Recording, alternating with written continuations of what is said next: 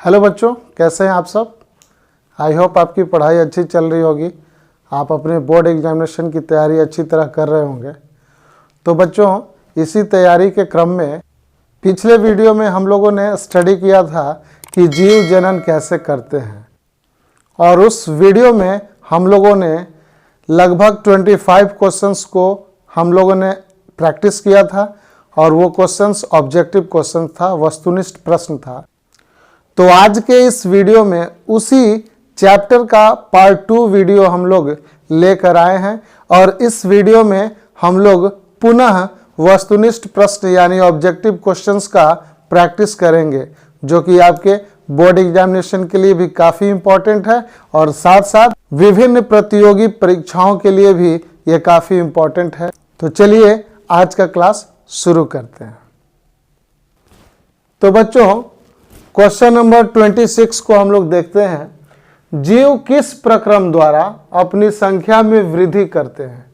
तो बच्चों, आप सभी जानते हो कि जीवों में बहुत सारी प्रक्रियाएं होती हैं, और उन सभी प्रक्रियाओं में, उन सभी प्रक्रम में एक ऐसा भी प्रक्रम है जिसके कारण जीव अपनी संख्या को वृद्धि करता है, अपनी संख्या को डबल करता है, डुप्लीकेट करता है। उस प्रक्रिया का क्या नाम है, उस प्रक्रम का क्या नाम है? तो इस प्रक्रम का नाम है जनन या प्रजनन।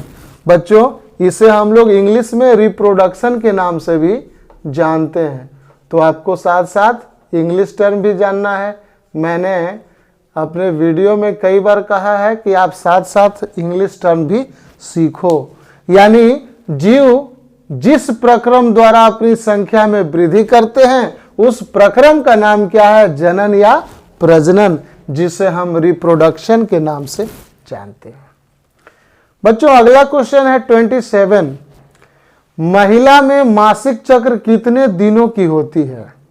यानी फीमेल्स में, मादाओं में मासिक चक्र जो होता है वो कितने दिनों की होती है? ये मादा मनुष्य की बात हो रही है।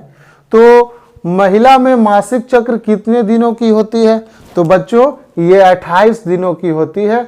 यानी 20 डेज का ये पूरा चक्र होता है, पूरा साइकिल होता है। इस चक्र को हम लोग मासिक चक्र या मासिक धर्म के नाम से जानते हैं, और इसे इंग्लिश में हम लोग मेंस्ट्रुअल साइकिल भी कहते हैं।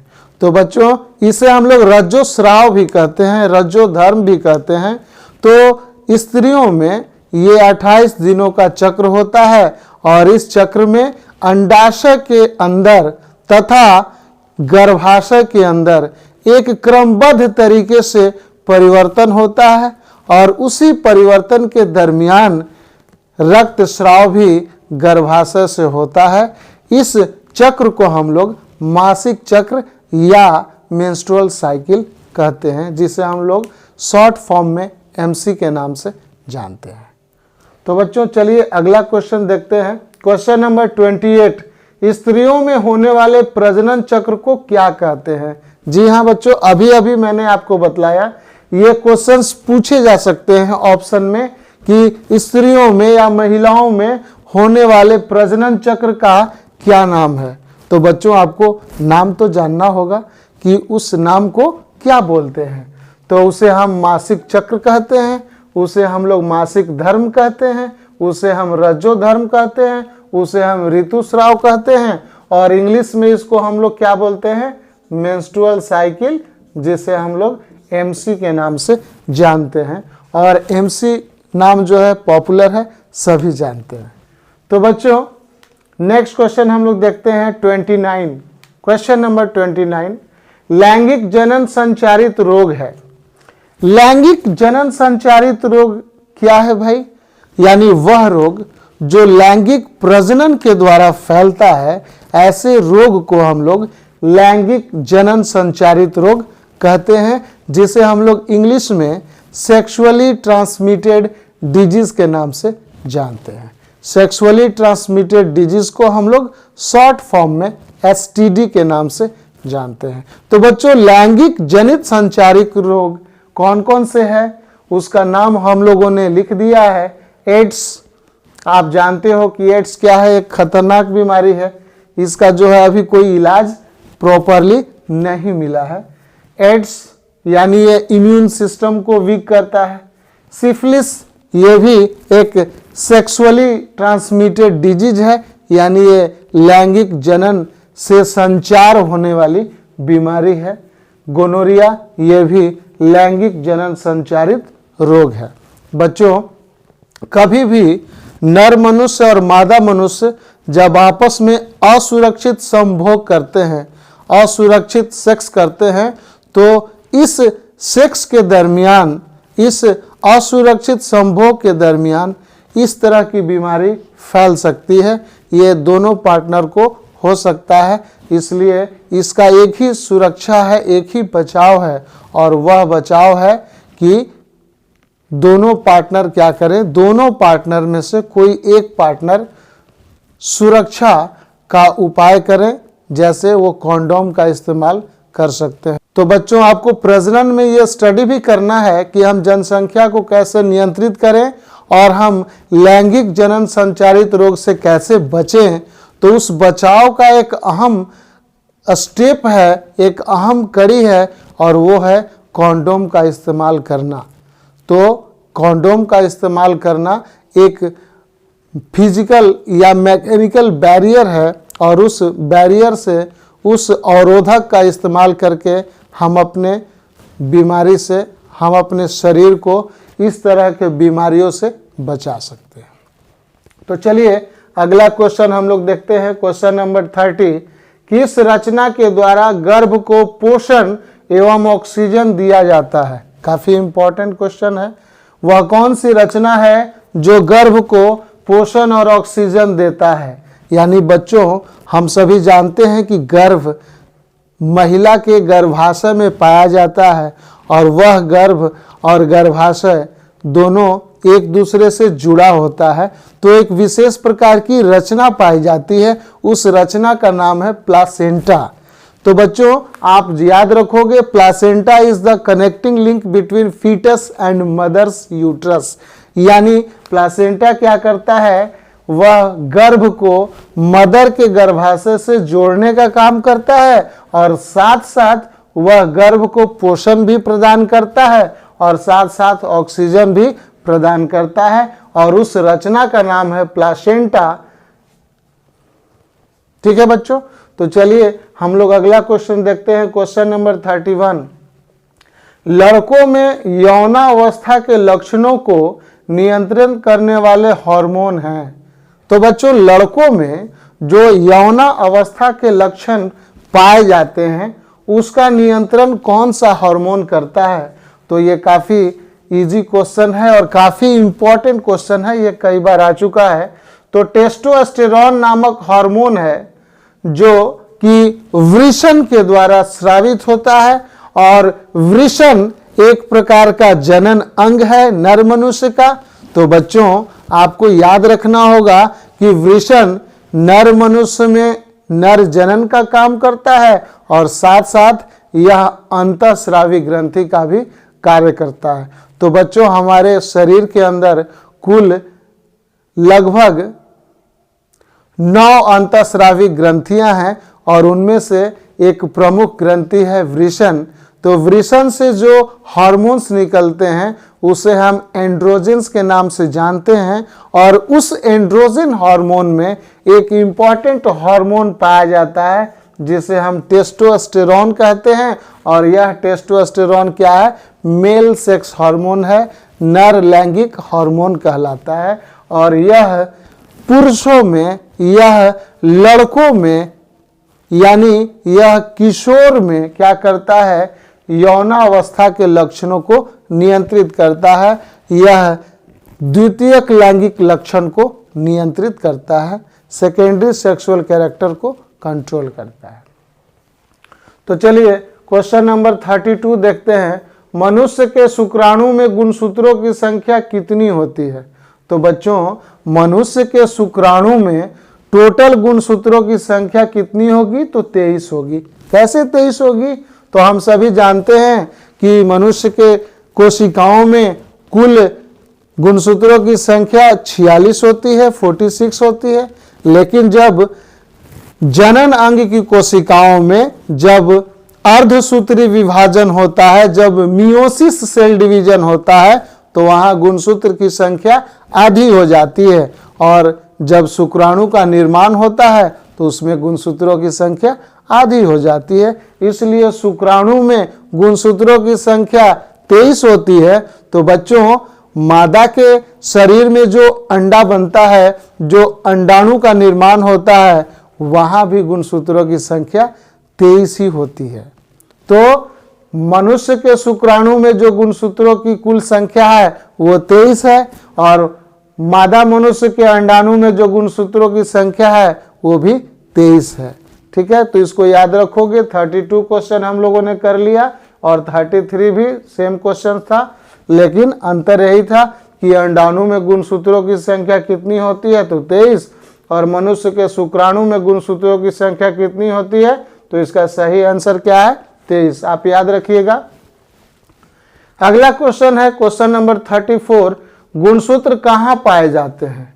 हाँ बच्चों, एक इंपॉर्टेंट सवाल है कि गुणसूत्र कहाँ पाए जाते हैं। तो आप ये पढ़ चुके हैं क्लास 9 में भी। जब सेल की स्टडी करोगे तो वहां पर आपको पता चलेगा कि गुणसूत्र कोशिका के केंद्रक में पाया जाता है, यानी सेल के न्यूक्लियस के अंदर पाया जाता है, और यह कोशिका के केंद्रक में पाया जाता है। ये धागे के समान रचना होती है, और यह गुणसूत्र कहलाती है, यानी यह लक्षणों का वाहक होता है, हमारे गुणों का ये वाहक होता है। अगला क्वेश्चन है 35, मानव भ्रूण का विकास कहाँ होता है। तो बच्चों, मानव भ्रूण का जो विकास है वो गर्भाशय के अंदर होता है। कहाँ होता है? मानव भ्रूण का विकास जो है वो गर्भाशय के अंदर होता है, जिसको हम लोग यूट्रस के नाम से जानते हैं, और हम लोग इसे बोलचाल की भाषा में बच्चेदानी के नाम से भी जानते हैं, जो हम लोग कॉमनली वर्ड यूज करते हैं अपने यहाँ, अपने जिले में, अपने राज्य में। लेकिन इसको हम लोग इंग्लिश में यूट्रस कहते हैं और हिंदी में गर्भाशय कहते हैं। अगला क्वेश्चन है क्वेश्चन नंबर 36, डीएनए का फुल फॉर्म क्या है, डीएनए का पूरा नाम क्या है। तो बच्चों, हमने इसका आंसर लिख दिया है डीऑक्सी राइबोज न्यूक्लिक एसिड या डीऑक्सी राइबोज न्यूक्लिक अम्ल। इसे आप याद रखोगे, काफी इंपॉर्टेंट क्वेश्चन है, ये बहुत सारे कॉम्पिटिटिव एग्जामिनेशन में पूछा गया है, तो आपको नाम याद रखना होगा। क्वेश्चन नंबर 37, शुक्राणुओं का प्रमुख संग्रह स्थान क्या है। तो बच्चों, जब शुक्राणु वृषण से निकलता है और वह विभिन्न रास्तों से होकर जब वह आगे एक विशेष प्रकार की थैली में एकत्रित होता है, तो उस थैली का नाम है शुक्राशय, जिसे हम लोग इंग्लिश में सेमिनल वेसिकल के नाम से जानते हैं, और सेमिनल वेसिकल को हिंदी में शुक्राशय कहते हैं।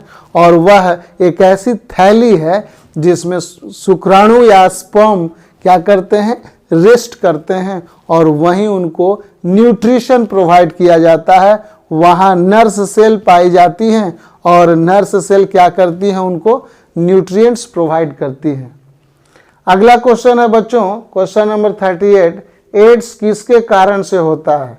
तो बच्चों, हम सभी जानते हैं कि एड्स जो है विषाणु से होता है, वायरस से होता है, और उस वायरस का नाम है HIV, यानी human immuno deficiency virus. HIV का भी फुल फॉर्म पूछ सकता है, तो HIV का फुल फॉर्म पूछेगा तो हम क्या लिख देंगे, हम लोग लिख देंगे ह्यूमन, क्या लिखेंगे, ह्यूमन इम्यूनो डिफिशियंसी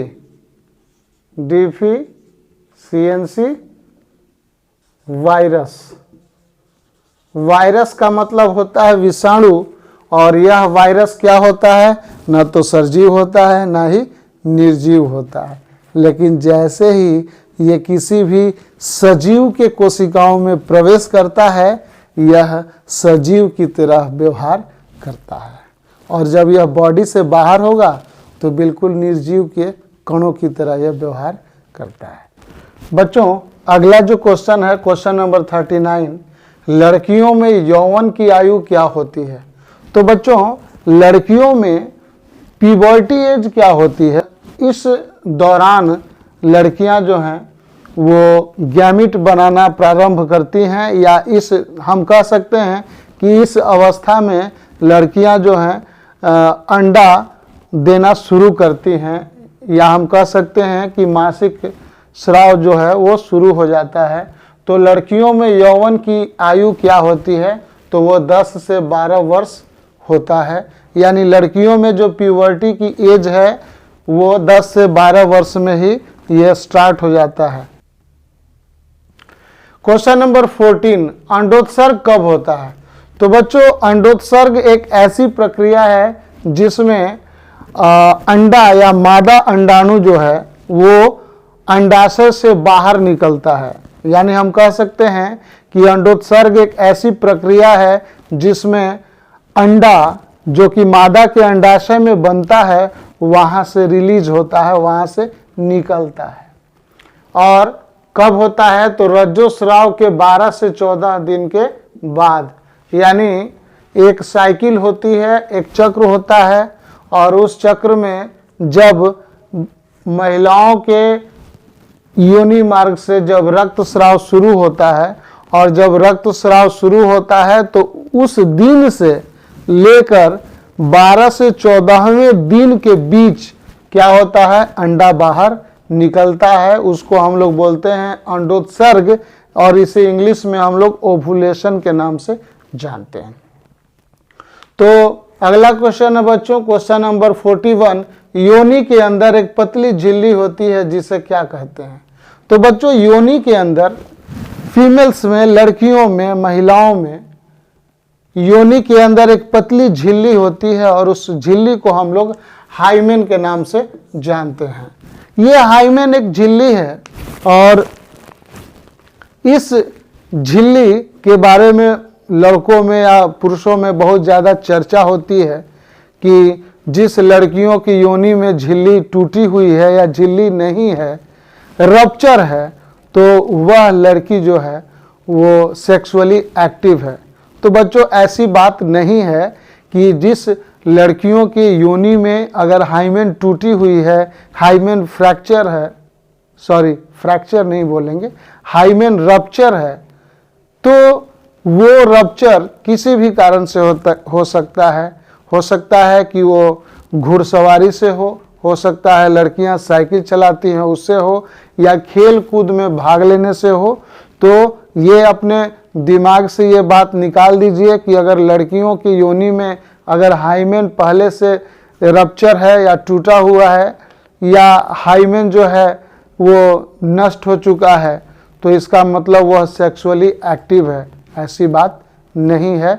अगला क्वेश्चन है क्वेश्चन नंबर 42, शुक्राणु के मध्य भाग में क्या पाया जाता है? तो बच्चों शुक्राणु के मध्य भाग में माइटोकॉन्ड्रिया होता। जब आप शुक्राणु का जो स्ट्रक्चर पढ़ोगे तो आप देखोगे कि शुक्राणु का जो मिडिल पार्ट है, वो मिडिल पार्ट जो है माइटोकॉन्ड्रिया से क्या होता है, काफ़ी भरा होता है, क्योंकि माइटोकॉन्ड्रिया जो है ऊर्जा प्रदान करता है, और यह शुक्राणु उसी ऊर्जा के दम पे आगे गतिशील होकर वह मादा के शरीर में प्रवेश करता है, और वहाँ जाकर अंडाणु से मिलता है, मादा के अंडे से संयोग करता है। तो शुक्राणु के मध्य भाग में माइटोकॉन्ड्रिया पाया जाता है, और यह माइटोकॉन्ड्रिया शुक्राणु को ऊर्जा प्रोवाइड करता है। क्वेश्चन नंबर 43, नर में सर्जरी की विधि जिसे परिवार नियोजन होता है। तो बच्चों नर में जो सर्जरी कराई जाती है, जो पुरुषों में सर्जरी होती है जिससे वो परिवार नियोजन करते हैं, जिससे हम फैमिली प्लानिंग के नाम से जानते हैं, उस ऑपरेशन का क्या नाम है, उस सर्जरी का क्या नाम है? उसको हम लोग बोलते हैं वेसेक्टोमी। और जो महिलाओं में ऑपरेशन होता है उसको हम लोग बोलते हैं ट्यूबेक्टोमी। ये दोनों आप याद रख लो। उसको हम लोग क्या कहते हैं? उसको हम लोग कहते हैं ट्यूबेक्टोमी। इसको हम लोग यहाँ लिख दे रहे हैं ट्यूबेक्टोमी। ये ट्यूबेक्टोमी क्या है भाई? तो ये ऑपरेशन का नाम है। किस में पाया जाता है? ये मादा में पाया जाता है, स्त्रियों में होता है। स्त्रियों में जब ऑपरेशन होता है तो क्या करते हैं, फैलोपियन नलिका को काट करके दोनों तरफ बांध दिया जाता है। उस ऑपरेशन का नाम है ट्यूबेक्टोमी।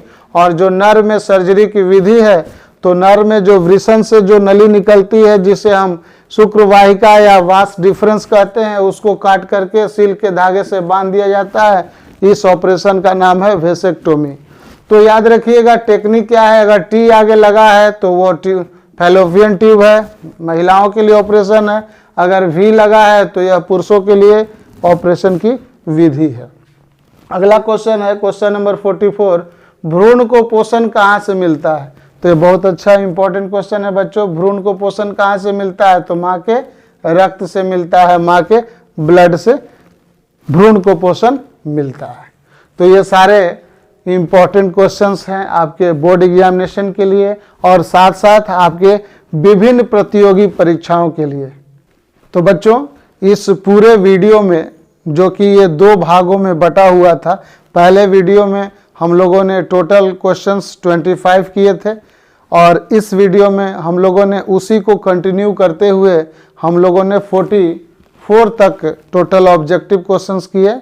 और ये सभी क्वेश्चंस आपके एग्जामिनेशन के लिए इम्पोर्टेंट है, चाहे ये एग्जामिनेशंस आपके बोर्ड एग्जामिनेशन हो, चाहे ये किसी भी तरह का प्रतियोगी परीक्षा हो, चाहे आपको ग्रुप डी का एग्जामिनेशन हो, चाहे वो एनटीपीसी का एग्जामिनेशन हो, ये सारे क्वेश्चंस आपके लिए बहुत उपयोगी हैं। तो आप अधिक से अधिक इस क्वेश्चंस को देखें, इस क्वेश्चंस को प्रैक्टिस करें।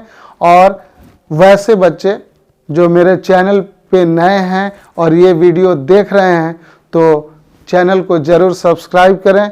वीडियो अच्छा लगता है तो उसे लाइक करें और अपने दोस्तों में अधिक से अधिक शेयर करें। तो मिलते हैं हम लोग अगले वीडियो में एक नए टॉपिक के साथ। तब तक के लिए बहुत बहुत धन्यवाद।